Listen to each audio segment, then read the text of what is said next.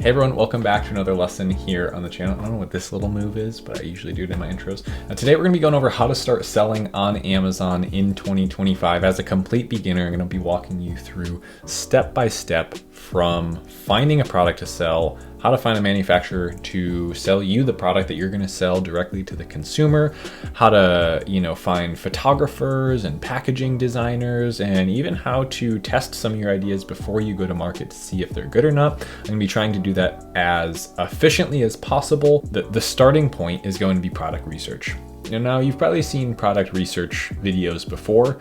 I'm going to try and simplify them all, okay? Because there's really not that many strategies. There's not a right and wrong way. There's just some things that need to be true about the product and the market.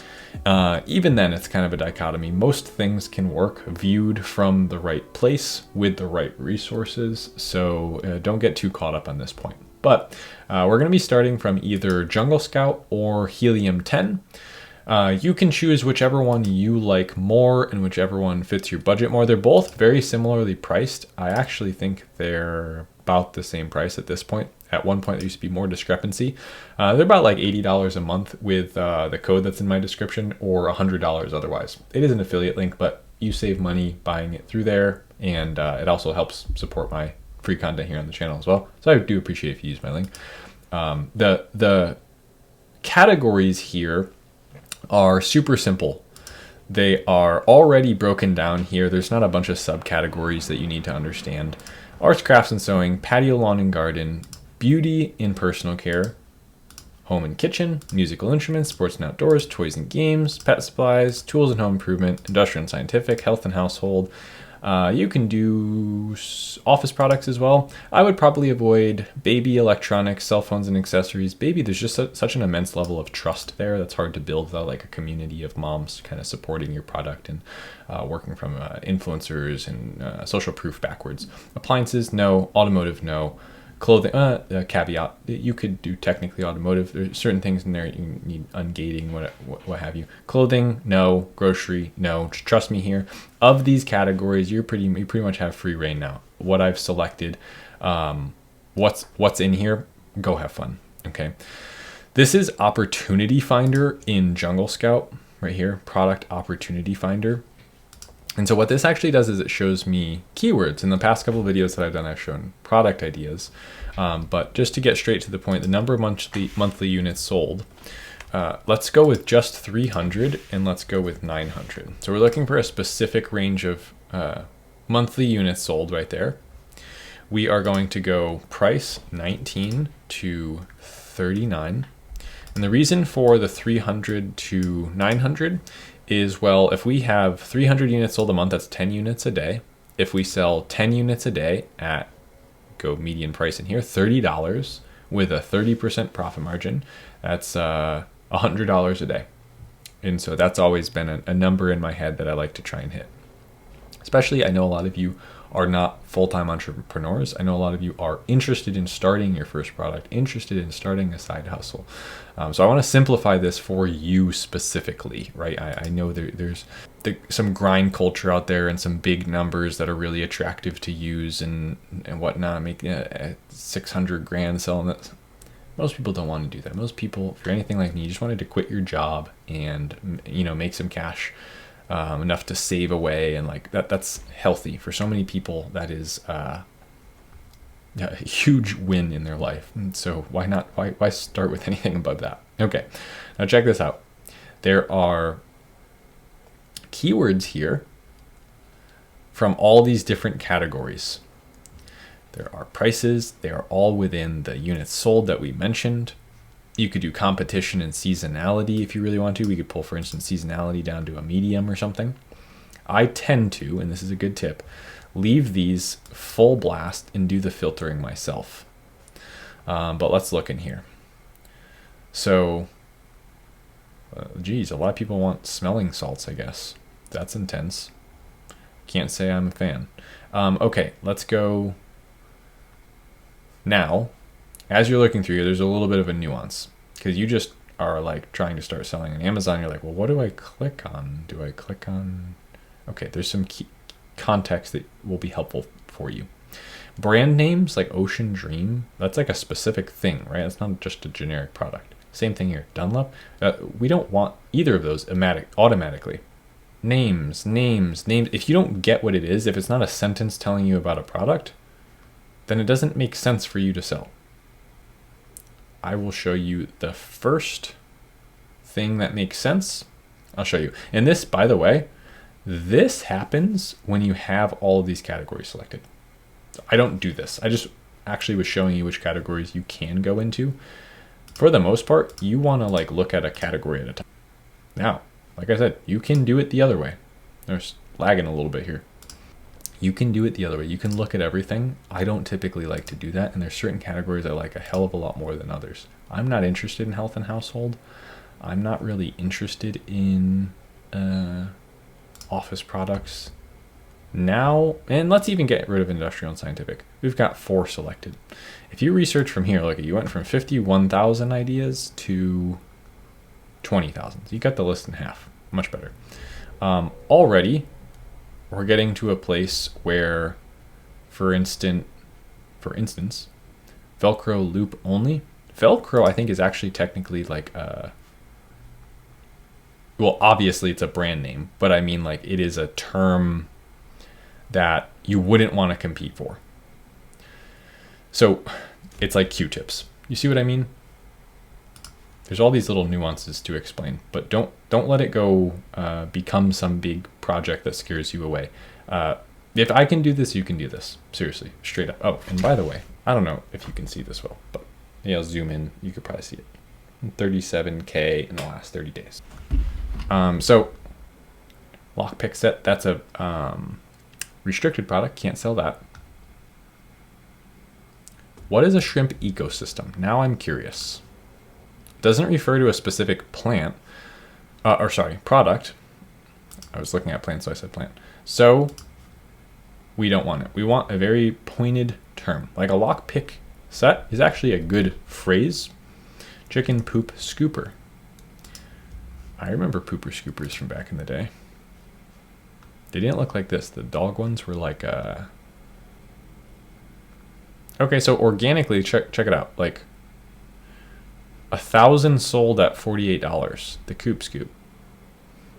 800 sold at $29.99 with 90 reviews.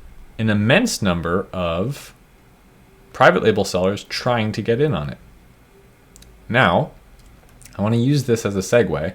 Product research is no more than curiosity followed by productive analysis. That sounded good. Let me write that down. So like, if I'm confused as living bleep, what am I looking at here? The customer's gonna be confused too. This is bad differentiation. Once you find a market, the only thing you need to see after, do people sell well? Can I make money selling at that price?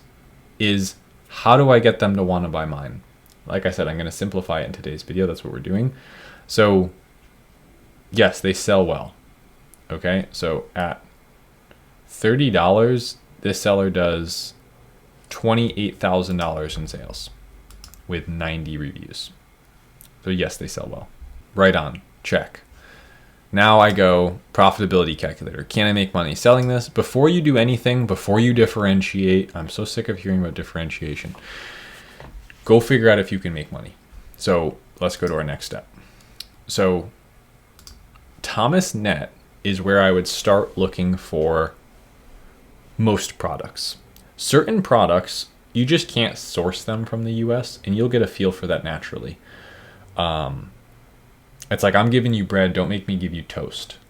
Don't ask for toast. Okay, I'm already giving you the bread. You got to just go do some of this stuff. You'll figure it out. Start on Thomasnet if you have to. Everyone's heard of Alibaba. You can go do this. Nothing inherently wrong with going to China. Just because I'm a made in the USA Amazon seller doesn't mean this is like wrong. It doesn't work. No. Most businesses make this work. This is the normal way. I'm the weird one doing US sourcing. Okay, I always like to just start here, see if it's possible. A lot of things is not going to be possible. Straight up, I'll tell you that. Most things not possible to source in the US. Most things you got to go overseas. And so I'm not going to limit you and be like, you cannot source from China, like just because I'm a US seller. No, I sourced like 17 products from China prior to this. Now, granted, my mentality was all wrong. It wasn't the sourcing from China part that I got wrong. Yes, it's nice to have a local business that you're in control of everything. Like we see what's going on in the world right now. But look at this. Seller origin.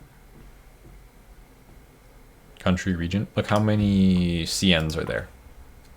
And so there's an immense amount of sales from customers. The customers typically don't give a damn. Okay, so it's a slight value prop, kind of. Somewhere, sometimes.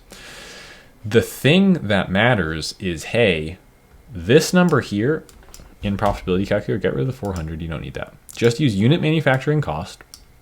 See what the bottom line is.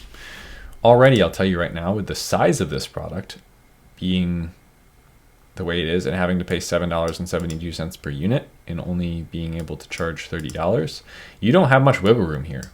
You've got to get an all-in cost pretty much right there. You kind of got to get this thing for $6 to sell at this price point.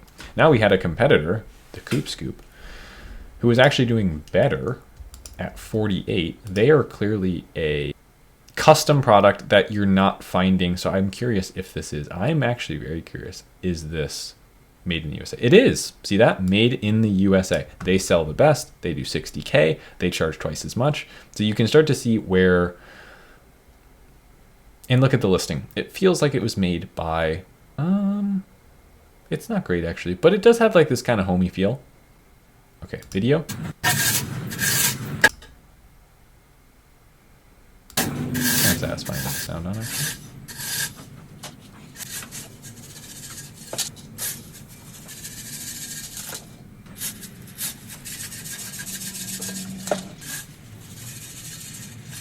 Okay. That picture or the video worth a million words, right? 1,000 words is a picture. How many pictures are in that thing? It's got to be a million. So 60,000 doing the branded game. This is a really good case study, by the way, guys. Chicken Poop Scooper is a thing. By making something called the Coop Scoop, I'm always curious now.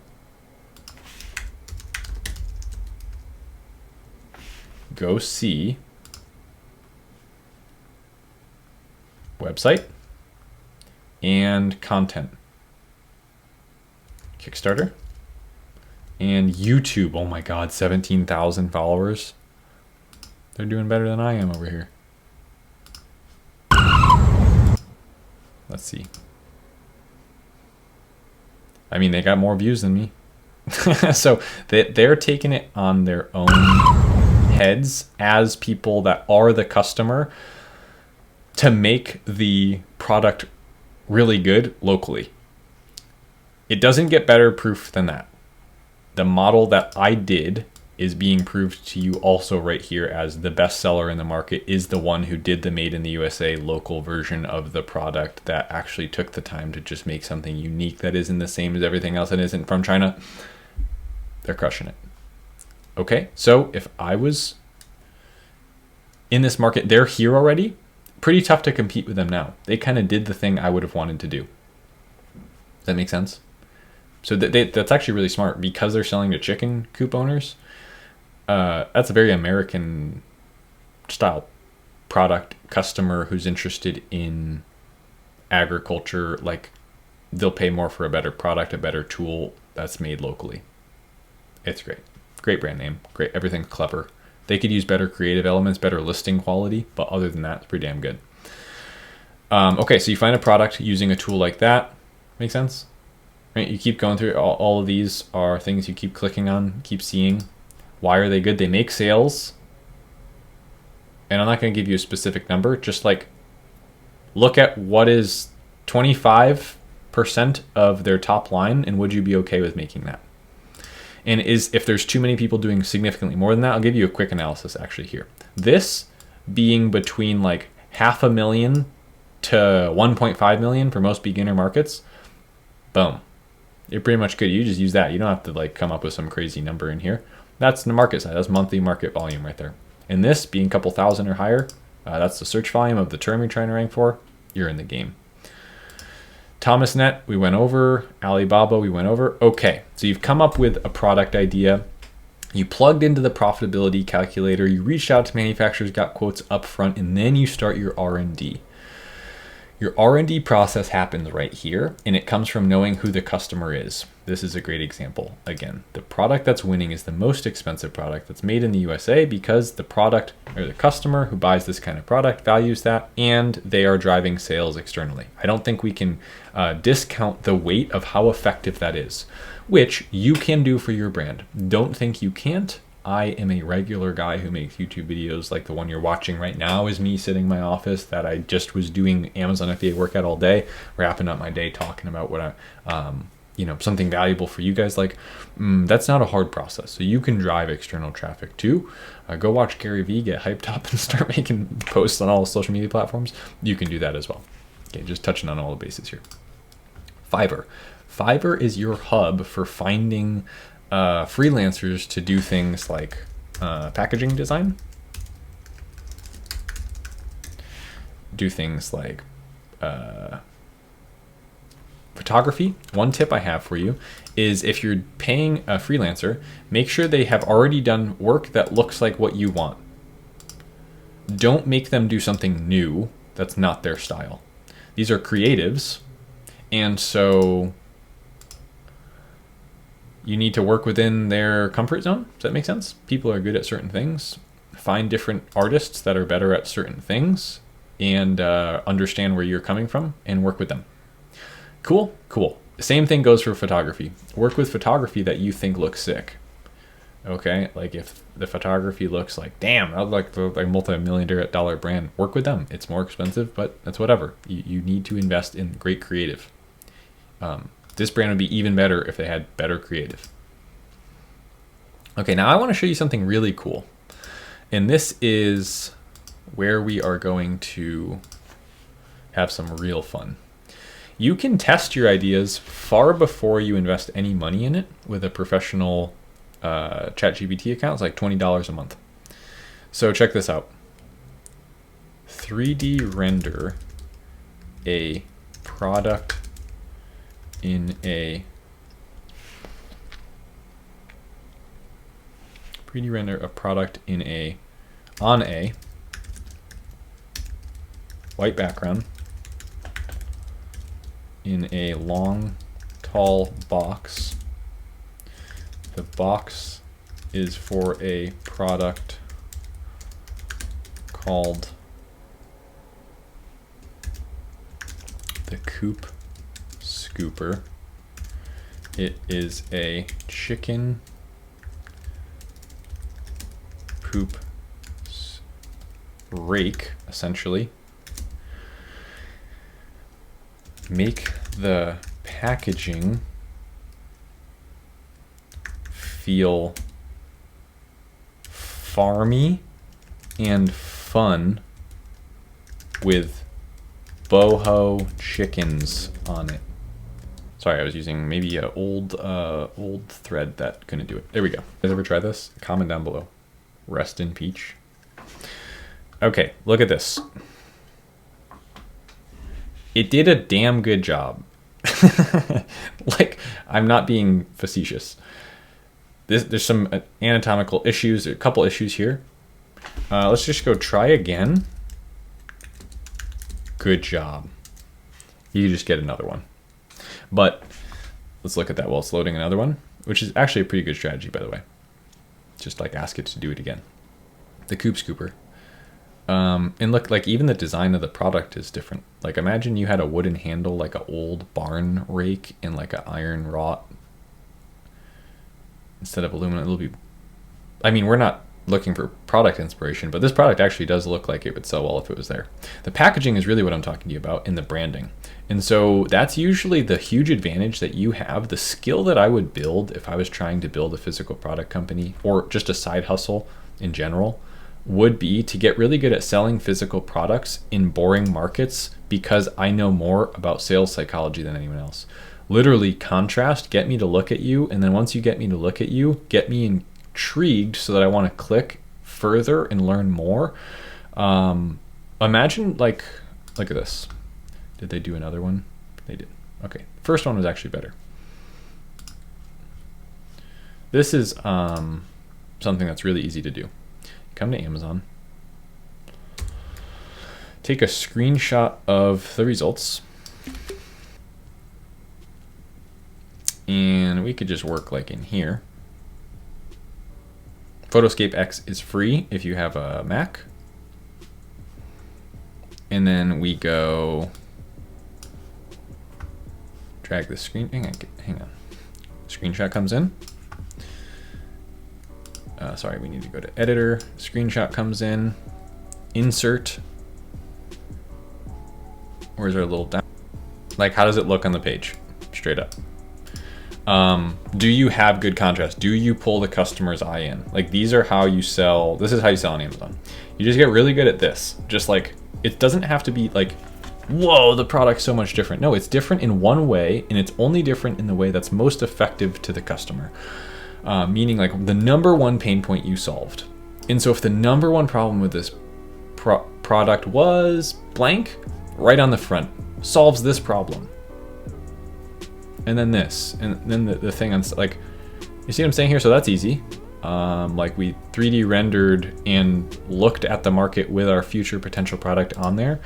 And then what you do from there, guys, is go run a survey on, you could use like PickFu. Use like a surveying site to split test to a relatively similar audience to the one you want. Run a poll, and they look like this. So like you get instant results, by the way. Which one do you prefer? And then like customers can vote, and then they write back why they liked it. Okay. So you can split test, like which one would you buy? This one? Or, and then you take your competitor's image, this one. And if you start getting like 80% of the people are like, hey, I'd buy yours, you're onto something. So now just go see if you can actually manufacture that. And that,